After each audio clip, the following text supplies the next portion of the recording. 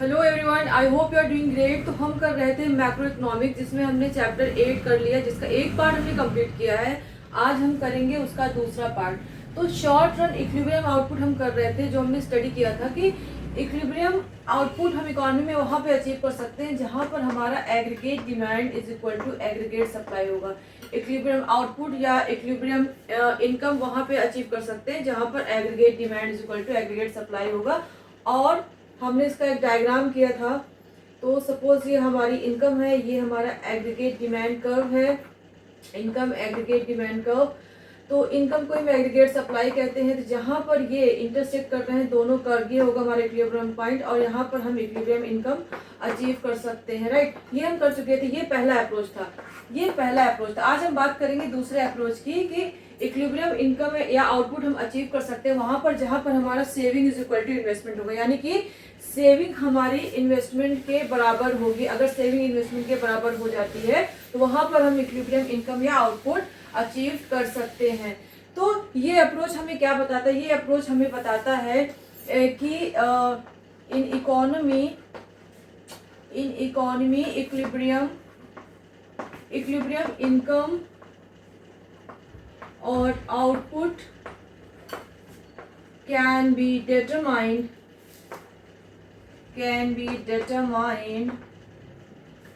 at a point where ex ante saving will be exactly equal to ex ante investment. Right, तो ये approach हमें बताता है कि हम इकोनॉमी में इक्विलिब्रियम इनकम या आउटपुट वहां पे डिटरमाइन होगा जहां पर हमारा x anti saving, x anti means plan, economy में हम प्लान को कहते हैं एक्स एंटी।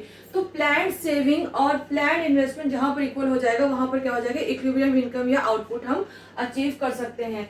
तो जब हम एग्रीगेट डिमांड और एग्रीगेट सप्लाई अप्रोच पढ़ रहे थे, हमने पढ़ा था कि इक्विलिब्रियम आउटपुट या इनकम वहां पर डिटरमाइन होगा जहां पर हमारा एग्रीगेट डिमांड एग्रीगेट सप्लाई की इक्वल हो जाएगा, या हम कह सकते हैं कि एग्रीगेट सप्लाई एग्रीगेट डिमांड के इक्वल हो जाएगा। तो एग्रीगेट सप्लाई को ही हम इनकम भी कहते हैं। राइट, तो हम लिख सकते हैं कि एग्रीगेट सप्लाई की जगह हम इनकम लिख सकते हैं। और एग्रीगेट डिमांड का कंपोनेंट हमें पता है क्या होता है, C प्लस आई।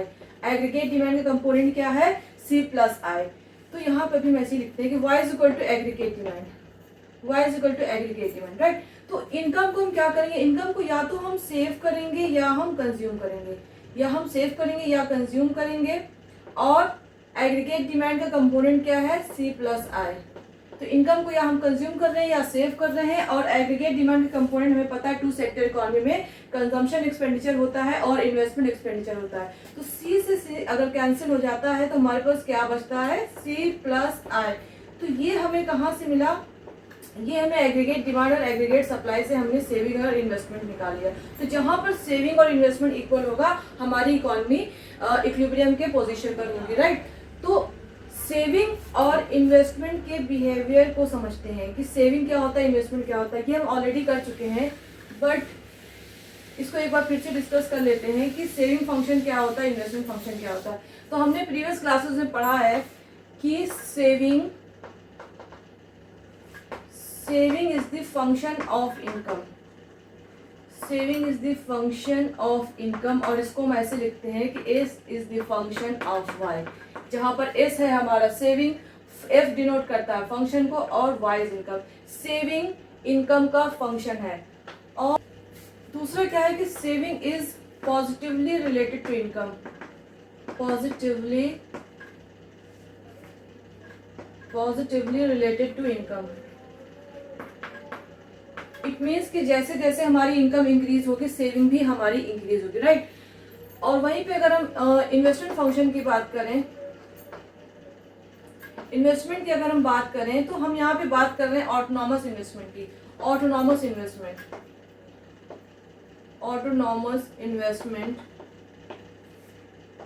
तो ऑटोनॉमस इन्वेस्टमेंट कौन सा इन्वेस्टमेंट है, it is independent of income, it is independent of income. तो यहाँ पे हम ऑटोनॉमस इन्वेस्टमेंट की बात कर रहे हैं जो कि इनकम पे डिपेंड नहीं कर रहा है, यानी कि इनकम में चेंज होने से इन्वेस्टमेंट हमारा चेंज नहीं हो रहा है। हर लेवल ऑफ इनकम पे इन्वेस्टमेंट हमारा कांस्टेंट रहेगा, क्योंकि हम ऑटोनॉमस इन्वेस्टमेंट की बात कर रहे हैं, राइट। ऑटोनॉमस इन्वेस्टमेंट मीन्स वो इन्वेस्टमेंट जो इंडिपेंडेंट ऑफ इनकम है, इनकम पे डिपेंड नहीं कर रहा है, इनकम में चेंज होने से इन्वेस्टमेंट चेंज नहीं हो रहा है। तो इसको हम एक टेबल के थ्रू समझते हैं। सेविंग और इन्वेस्टमेंट के बिहेवियर को हम एक टेबल के थ्रू समझते हैं। हम वही टेबल लेंगे जो हमने पहले स्टडी किया है, सेम टेबल यहाँ पर ले रहे हैं। Here we are taking income, यहाँ पर consumption, then saving, then investment, right. तो इनकम हमारी 2020 से इंक्रीज हो रही, डेटा हमारा करोड़ में है, ठीक है। जो डेटा हम ले रहे हैं ये करोड़ में ले रहे हैं, figures are in crore, rupees crore. 20, 40 crore, 60 crore, 80, 100 and 120, right. तो जब इनकम हमारी जीरो तभी हम कुछ ना कुछ कंज्यूम कर रहे हैं, इट मीन्स 20, कंजम्पशन हमारा 10 से इंक्रीज हो रहा है, 20, 30, 40, 50, 60, 70 and 80। Then saving -20, -10, then 0, 10, 20, 30, 40, right. And investment की हम बात करते हैं, क्योंकि हम ऑटोनॉमस इन्वेस्टमेंट की बात कर रहे हैं, तो हर लेवल ऑफ इनकम पे इन्वेस्टमेंट हमारा सेम रहेगा, that is 10, 10, 10, 10। Investment will remain constant because it is an autonomous investment. हम इंडिविजुअल इन्वेस्टमेंट की बात नहीं कर रहे हैं। तो ये हमारी टेबल है। अब इस टेबल से हम सेविंग और इन्वेस्टमेंट के बिहेवियर को समझते हैं कि सेविंग किस तरीके से बिहेव कर रहा है और इन्वेस्टमेंट किस तरीके से बिहेव कर रहा है। तो हमें पता है सेविंग हम किस तरीके से कैलकुलेट करते हैं। अगर वाई माइनस कंजम्पशन हमने किया, इनकम में से कंजम्पशन को माइनस किया, तो हमें मिल जाएगा हमारा सेविंग। तो यहाँ पर आप देख सकते हैं जब इनकम जीरो है तब भी हम कुछ ना कुछ कंज्यूम कर रहे हैं। ये मिनिमम लेवल ऑफ कंजम्पशन है फॉर द सर्वाइवल। सर्वाइवल के लिए जो भी कंजम्पशन हो रहा है उसको मिनिमम लेवल ऑफ कंजम्पशन कहते हैं, इसी को हम ऑटोनॉमस कंजम्पशन भी कहते हैं। तो जब हमारी इनकम जीरो है, कुछ ना कुछ कंज्यूम कर रहे हैं, इट मीन्स हम अपने पास्ट सेविंग से कंज्यूम कर रहे हैं, या बोरो कर रहे हैं, या पास्ट सेविंग से कंज्यूम कर रहे हैं। तो यहाँ पर हमारी सेविंग कितनी हो जाएगी, -20। इसी तरीके से जब इनकम 20 है तभी हम 30 कंज्यूम कर रहे हैं, यानी कि 10 करोड़ का जो कंजम्पशन हो रहा है इकोनॉमी में, कहाँ से हो रहा है, पास्ट सेविंग से। तो यहाँ भी सेविंग हमारी 10 हो जाएगी, राइट। यहाँ पर आप देख सकते हैं, तो ये जो है जब इनकम जीरो है और कुछ ना कुछ कंजम्पशन हो रहा है, इस लेवल ऑफ सेविंग को हम कहते हैं ऑटोनॉमस सेविंग। इस लेवल ऑफ सेविंग को कहते हैं ऑटोनॉमस सेविंग, ऑटोनॉमस सेविंग, और इसको डिनोट करते हैं -s बार से, राइट। यहाँ पर इनकम हमारी 40 है, कंजम्पशन भी 40 है, सेविंग 0 है। तो इस पॉइंट को कहते हैं ब्रेक इवन पॉइंट, जहाँ पर कंजम्पशन, इनकम और कंजम्पशन बराबर है। यहाँ पर जो सेविंग है वो 0 है, सेविंग इज 0।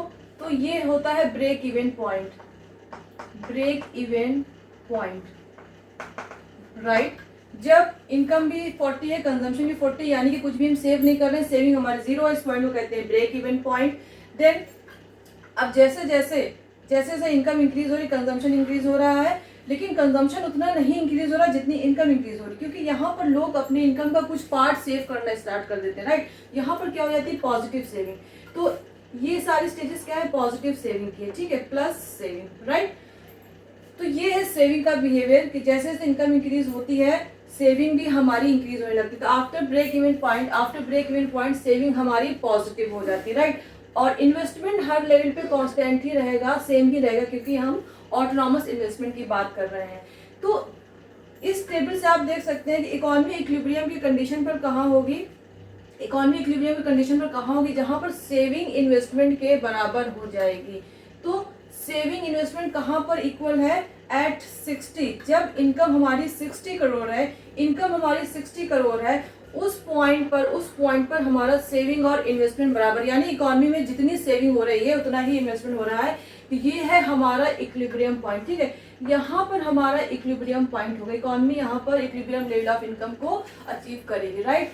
तो ये इक्विलिब्रियम लेवल ऑफ इनकम है at the point where investment saving and investments are both are equal, right. तो इसी को हम एक डायग्राम के थ्रू समझेंगे। तो सेविंग इन्वेस्टमेंट इक्वल, इसका क्या मतलब है, यानी कि सेविंग जो हो रही है, सेविंग कौन करता है, सेविंग हाउस होल्ड्स के थ्रू होता है, राइट। हाउस होल्ड जो भी सेविंग करते हैं वो कहीं ना कहीं सेविंग वो पोर्शन है इनकम का जो कि हम कंज्यूम नहीं कर रहे हैं। तो वो पोर्शन इनकम का जो हम कंज्यूम नहीं कर रहे हैं, इट मीन्स उसको हम सेव कर रहे हैं। तो इन्वेस्टमेंट क्या है, investments are kind of injection in the economy. तो जो हाउस होल्ड जो सेविंग कर रहे हैं, यानी कि हम बैंक में जाकर सेव कर रहे हैं, तो बैंक्स क्या करते हैं, हमारी ही सेविंग को फर्दर जो है वो बिजनेस फर्म्स को या इन्वेस्टर्स को लोन देते हैं। तो वो लोन लेकर इकोनॉमी में जब इन्वेस्ट करते हैं तो investments are injection into the economy, right. तो सेविंग जो है इनकम का वो पार्ट है जो कि हम कंज्यूम नहीं कर रहे हैं, सेविंग को लीकेजेस भी कहते हैं। और इन्वेस्टमेंट वो पार्ट है जो कि इकोनॉमी में इंजेक्ट हो रहा है, तो इसलिए इन्वेस्टमेंट को हम इंजेक्शन कहते हैं, राइट। आई होप ये आपको क्लियर हो रहा होगा। तो एट 60 रुपीज 60 करोड़ जो इनकम है वहाँ पर हमारी इकोनॉमी इक्विलिब्रियम पे होगी, क्योंकि यहाँ पर सेविंग और इन्वेस्टमेंट क्या है, दोनों ही इक्वल है, राइट। सेविंग और इन्वेस्टमेंट दोनों ही इक्वल है।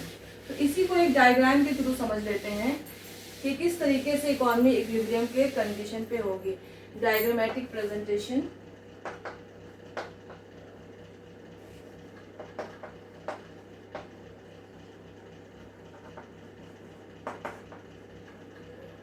Diagrammatic presentation. तो on x axis we are measuring और इनकम, और इनकम को ही हम जीडीपी भी कहते हैं, एग्रीगेट सप्लाई भी कहते हैं, right. And on Y axis we are measuring और सेविंग,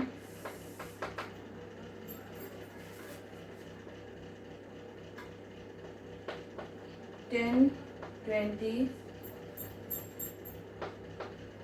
$30, $40, इनकम इज 20, इनकम 20 से इंक्रीज हो रही है, इनकम 20, 40, 60, 80, 100 एंड 120, राइट। तो इनिशियली हमारी सेविंग क्या है, नेगेटिव में है, राइट। इनिशियली सेविंग हमारी नेगेटिव में है, तो हम यहाँ पे लेंगे -10 और -20, ठीक है। जब इनकम जीरो था तो हम कुछ ना कुछ कंज्यूम कर रहे थे, तो जो कंजम्पशन हमारा हो रहा था वो पास्ट सेविंग से हो रहा था, राइट।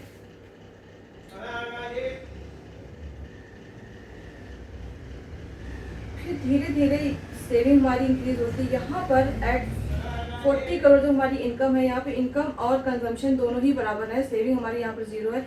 इसके बाद सेविंग हमारी इंक्रीज होना स्टार्ट होती है, सेविंग हमारी पॉजिटिव में आ जाती है, ठीक है। सेविंग हमारी पॉजिटिव में है। और यहाँ पर इन्वेस्टमेंट लाइन ड्रॉ करेंगे। इन्वेस्टमेंट हमें पता है, इन्वेस्टमेंट हमारा 10 है, जिसके लिए कुछ नहीं करना है, एक हॉरिजॉन्टल लाइन हम ड्रॉ कर देंगे। हम बात कर रहे हैं ऑटोनॉमस इन्वेस्टमेंट की, जो कि एक हॉरिजॉन्टल लाइन है, ठीक है। तो इन्वेस्टमेंट हर जगह हमारा 10, 10, 10 होगा। तो आप डेटा से मैच करके सेविंग कर ड्रॉ कर लीजिएगा। तो इक्विलिब्रियम कहाँ पर होगा, ये वाला पॉइंट है break even point. Break even point है, यहाँ पर इनकम हमारी 40 थी, डेटा से आप मैच कीजिएगा। इनकम हमारी 40 थी, कंजम्पशन भी हमारा 40 था, यानी कि सेविंग यहाँ पर कितनी थी, यहाँ पर सेविंग हमारी 0 थी। उसके बाद सेविंग हमारी पॉजिटिव में होना स्टार्ट होती है, सेविंग इंक्रीज होना स्टार्ट होती है जैसे जैसे हमारी इनकम इंक्रीज होती है। तो 60, जब इनकम हमारी 60 करोड़ थी, अभी हमने डेटा में स्टडी किया ना, इनकम हमारी 60 करोड़ थी, वहाँ पर सेविंग और इन्वेस्टमेंट बोथ आर इक्वल। ये हमारा सेविंग कर्व है, ये हमारा investment curve. At this point, at point E saving and investment are equal. यहाँ पर इकोनॉमी जो है इक्विलिब्रियम आउटपुट अचीव कर रही होगी, equilibrium rate of income achieve कर रही होगी एट दिस पॉइंट। यहाँ पर इनकम हमारी 60 करोड़ है, ₹60 करोड़, सेविंग एंड इन्वेस्टमेंट का एक दूसरे को इंटरसेक्ट कर रहे हैं एट पॉइंट ई। तो यहाँ पर इक्विलिब्रियम पॉइंट होगा इकोनॉमी का, राइट। तो आई होप आपको ये क्लियर हो रहा होगा। तो ये तो हो गई इक्वालिटी की बात कि सेविंग और इन्वेस्टमेंट के इक्वल होने पर इकोनॉमी हमारी जो है equilibrium level of income achieve करेगी। इक्विलिब्रियम लेवल ऑफ इनकम वहाँ पर डिटरमाइन होगा जहाँ पर सेविंग और इन्वेस्टमेंट इक्वल हो जाएगी। बट एक सिचुएशन आती है, अगर सेविंग और इन्वेस्टमेंट इक्वल ना हो, यानी कि वॉयलेट कर जाए, सेविंग और इन्वेस्टमेंट एक दूसरे से डाइवर्ज हो जाए, उस कंडीशन में क्या होगा, राइट। तो उसको भी हम स्टडी कर लेते हैं। If saving and investment are not equal, तो अगर सेविंग और इन्वेस्टमेंट इक्वल नहीं होते हैं उस कंडीशन में क्या होगा। तो एक तो कंडीशन हो सकती है कि saving is greater than investment, और दूसरी कंडीशन हो सकती है कि saving is less than investment. तो अगर ये कंडीशन हो जाती है जहां पर सेविंग और इन्वेस्टमेंट इक्वल नहीं है, तब हम इक्विलिब्रियम लेवल ऑफ इनकम या आउटपुट को कैसे अचीव करेंगे। तो पहली कंडीशन देखते हैं, when saving is greater than investment. Saving ज्यादा हो रही है इकोनॉमी में, इन्वेस्टमेंट कम हो रहा है। सेविंग ज्यादा हो रही है, इन्वेस्टमेंट कम होगा, इससे क्या होगा, एग्रीगेट डिमांड इकोनॉमी में कम हो जाएगा। यानी जब हम सेव ज्यादा कर रहे हैं तो कंज्यूम कम कर रहे हैं, एक्सपेंडिचर कम कर रहे हैं, एक्सपेंडिचर कम करेंगे तो ऑटोमेटिकली हमारा एग्रीगेट डिमांड कम हो जाएगा। एग्रीगेट डिमांड कम होने से क्या होगा, जब डिमांड ही नहीं होगी तो प्रोड्यूसर क्या करेंगे, प्रोडक्शन कम कर देंगे, कम गुड्स एंड सर्विसेज को प्रोड्यूस करेंगे। प्रोडक्शन कम होने का मतलब है अनएम्प्लॉयमेंट बढ़ जाएगा। अनएम्प्लॉयमेंट बढ़ जाएगा या एम्प्लॉयमेंट कम हो जाएगा, राइट, दोनों ही आप लिख सकते हैं। अनएम्प्लॉयमेंट बढ़ जाएगी, इट मीन्स लोगों की इनकम कम हो जाएगी। जब इकोनॉमी में एम्प्लॉयमेंट ही नहीं होगा, लोगों के पास जॉब ही नहीं होगी, तो उनके पास पैसे कहाँ से आएंगे, उनका सोर्स ऑफ इनकम ही नहीं है, तो इनकम उनकी कम हो जाएगी। जब इनकम कम हो जाएगी तो ऑटोमेटिकली सेविंग भी कम हो जाएगी, राइट। जब इनकम कम हो जाएगी तो वो सेव कहाँ से करेंगे, राइट। जब इनकम इतनी ही है कि बस वो अपनी जरूरत की चीजों पे स्पेंड कर सके, तो सेविंग कहाँ से होगी, सेविंग हमारी कम हो जाएगी। तो ये तब तक चलता रहेगा, it will continue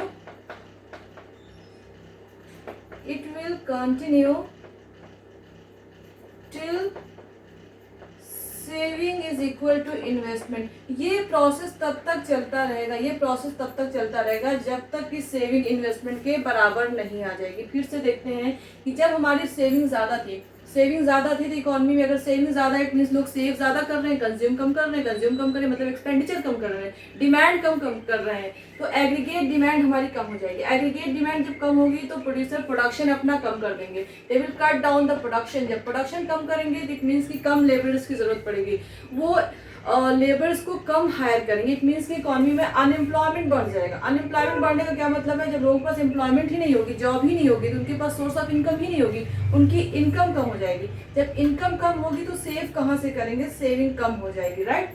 सेविंग कम हो जाएगी, सेविंग कम होते कहाँ पर आ जाएगी, इन्वेस्टमेंट के बराबर हो जाएगी, राइट। तो अगेन इकोनॉमी में क्या होगा, इक्विलिब्रियम रिस्टोर हो जाएगा, इकोनॉमी में इक्विलिब्रियम लेवल ऑफ इनकम फिर से रिस्टोर हो जाएगा। ये तो पहली कंडीशन होगी, ठीक। अब दूसरी कंडीशन की बात करते हैं, जब सेविंग हमारी कम है इन्वेस्टमेंट से। दूसरी कंडीशन क्या है, लोग सेव कम कर रहे हैं,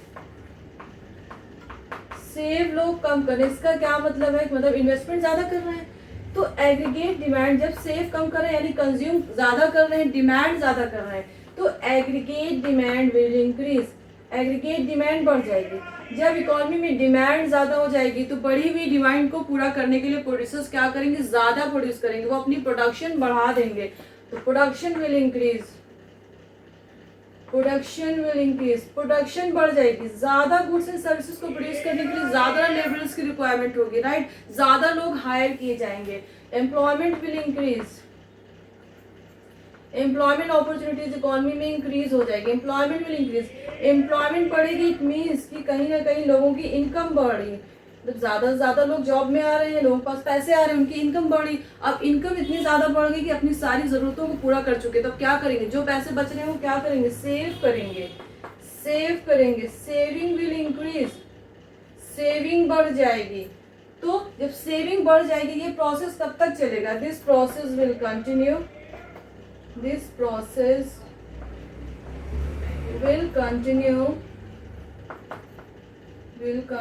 till saving is equal to investment. ये प्रोसेस कब तक चलता रहेगा, जब तक कि सेविंग हमारी इन्वेस्टमेंट के बराबर ना आ जाए। क्लियर है, समझ में आ रहा है। पहली कंडीशन में हमने देखा था कि सेविंग हमारी ज्यादा थी, एग्रीगेट डिमांड मतलब कम हो रहा था, एग्रीगेट डिमांड कम मतलब प्रोडक्शन कम, देन एम्प्लॉयमेंट अनएम्प्लॉयमेंट इंक्रीज हो रहा था, अनएम्प्लॉयमेंट बढ़ने से लोगों की इनकम कम हो रही थी, सेविंग कम हो रही थी। ये प्रोसेस तब तक चलेगा जब तक सेविंग इन्वेस्टमेंट के बराबर ना जाए। दूसरी कंडीशन क्या थी, सेविंग हमारी ज्यादा थी, यानी कि लोग सेव ज्यादा कर रहे हैं, कंज्यूम कम कर रहे हैं, राइट। कंजम्पशन सेविंग कम हो रही है, इट मीन्स लोग डिमांड ज्यादा कर रहे हैं, कंज्यूम ज्यादा कर रहे हैं, तो एग्रीगेट डिमांड इंक्रीज हो जाएगी। एग्रीगेट डिमांड इंक्रीज होने से क्या होगा, बढ़ी हुई डिमांड को पूरा करने के लिए प्रोड्यूसर ज्यादा प्रोड्यूस करेंगे, प्रोडक्शन बढ़ जाएगा, प्रोडक्शन बढ़ेगा, ज्यादा लोग हायर किए जाएंगे, एम्प्लॉयमेंट बढ़ जाएगा, एम्प्लॉयमेंट अपॉर्चुनिटी बढ़ने से क्या होगा, इनकम इंक्रीज हो जाएगी, इनकम की इंक्रीज होने से लोगों की सेविंग इंक्रीज हो जाएगी, राइट। और ये प्रोसेस तब तक चलेगा जब तक सेविंग हमारी इन्वेस्टमेंट के बराबर ना आ जाए, राइट। तो इस तरीके से इकोनॉमी में इक्विलिब्रियम फिर से अचीव किया जा सकता है, राइट। तो पहला हमने अप्रोच कर लिया था aggregate demand and aggregate supply approach, आज हमने सेविंग एंड इन्वेस्टमेंट अप्रोच भी कर लिया, राइट। सो आई थिंक आपको ये समझ में आया होगा। So that's all for today, thank you very much.